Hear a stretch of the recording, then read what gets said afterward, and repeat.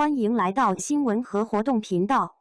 請訂閱和分享已更新有關當今最著名明星的最新信息。從最愛討好流量到幾乎清空流量生花提名，楊紫成金鷹唯一獨苗為何被默認為實力派？而這一屆名單背後到底藏着怎樣的審美轉向與行業博弈？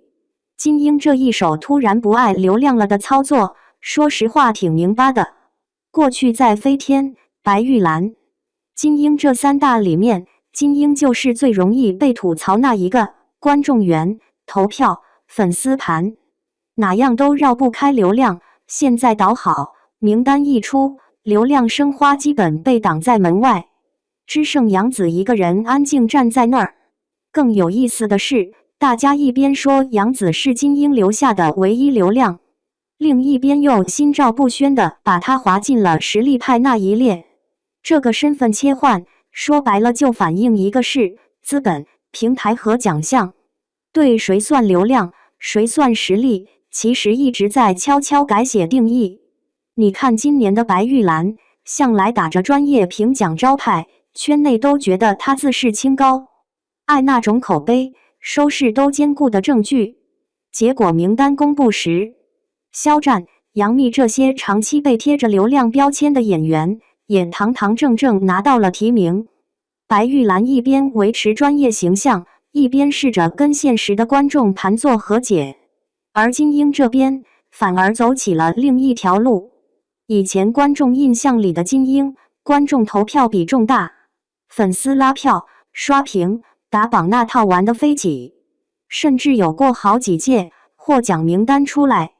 圈裡吐槽聲挺集中，作品一般，角色一般，就是頂着流量光環強行上位。而這次名單的氣質肉眼可見的變了，生命樹提名刷屏就是金鷹這次風向最直觀的標籤。這部劇在今年金鷹獎提名裡，幾乎把能提名的項目全包了：電視劇、導演、編劇、男主角、女主角、男配角、女配角，全員上榜。按圈裡人的說法，這波是卷卷有爺名的完全體版本。正午陽光這家公司還是很會在主流獎項體系裡玩資源和口碑的。正午陽光這幾年路子大家也都看得差不多了，一邊做偏現實主義的題材，抓住主旋律和社會議題，讓作品在專業視角上不掉隊，一邊在選角上小心控盤，既用老戲骨撐門面，也往裡放當代觀眾熟悉的臉，讓劇既能被專家認可，又能在平台播出時帶動熱度。生命樹走的就是這條精算路線。所以你說這屆金鷹到底是他自己審美變性，還是被正午陽光這樣的制作公司牽着鼻子走？其實兩種因素都有。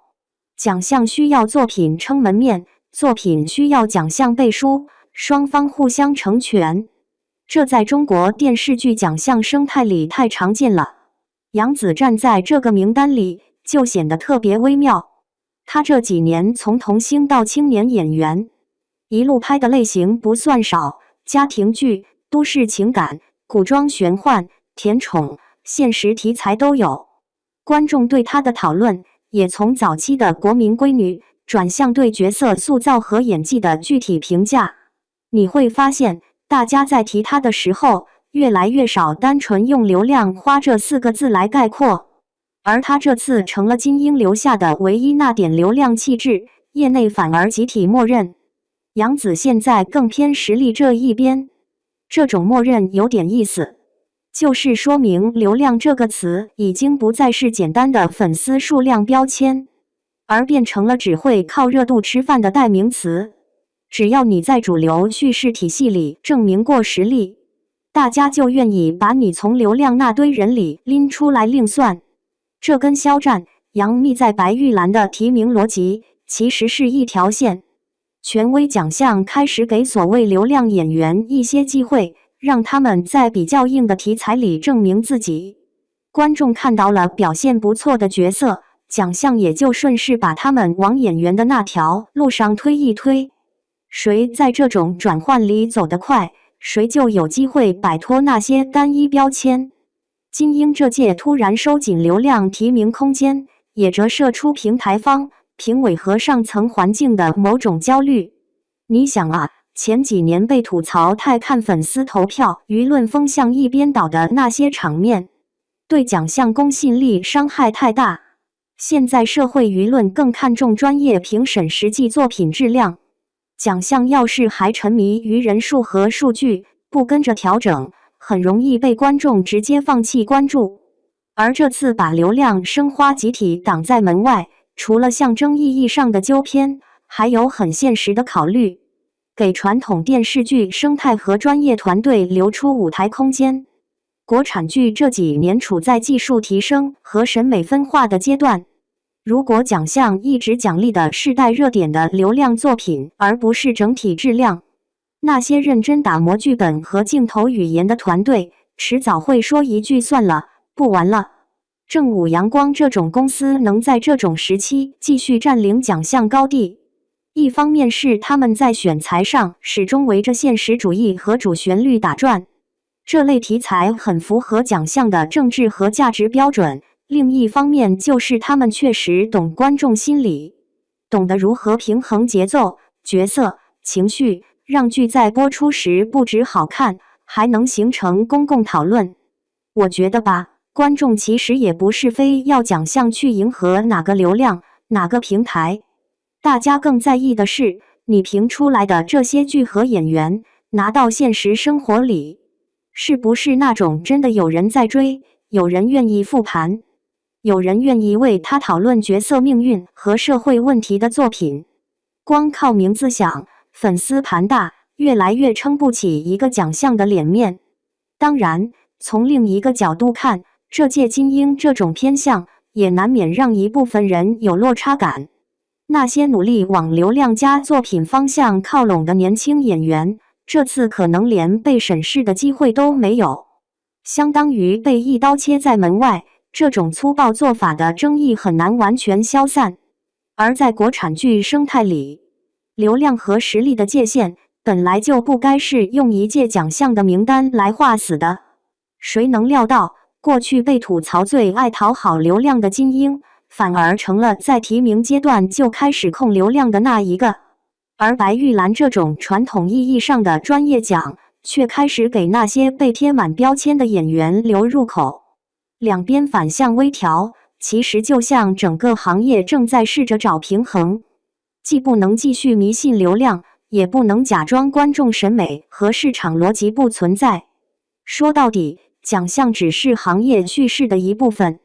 它可以影響輿論，但決定不了觀眾到底愛看什麼。真正能左右風向的，還是作品質量和角色記憶力。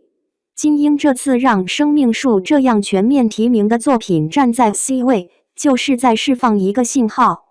現實主義題材、扎實創作團隊、穩定制作公司，依舊是當下國產劇最主流的底層選項。而像楊紫這樣的個例，既保留了觀眾緣，又完成了從流量到實力的形象轉換，某種程度上成為外界觀察這屆金鷹名單的一個小切口。到底是獎項在給他證明，還是觀眾早就替他完成了身份重塑？這個問題，估計粉絲和路人都能炒上好幾頁評論。你看啊，獎項風向怎麼變，終究繞不開一個現實：誰的作品真正在屏幕前打動了大多數人，誰就有機會讓標籤鬆一鬆。金鷹這一屆選出的路徑，你認不認，都可以拿出來講兩句。如果讓你來選，你會更偏向給流量裡的轉型派留機會，還是像這次這樣徹底收緊入口？歡迎在評論區開麥，咱們一起拉拉片單，順便看看誰的審美跟金鷹最不對付。